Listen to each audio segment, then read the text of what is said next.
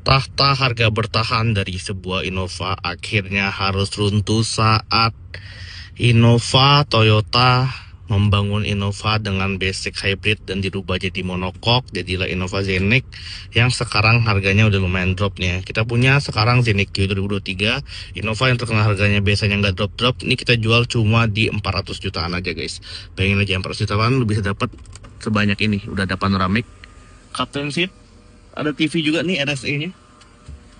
Lengkap banget lah guys. Jok juga udah full leather dan juga nyaman pastinya ya. Udah ada dashcam juga nih, tinggal nyalain doang tuh. Udah dashcam juga, lengkap banget lah. Ini tipe tertinggi dari Toyota dan ternyaman dan paling mewah dari Toyota guys. Udah sekelas dan senyaman Toyota Alphard nih mobil guys.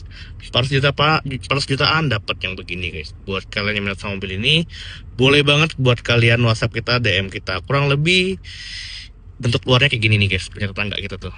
Nah kayak gitu guys ya. Thank you guys.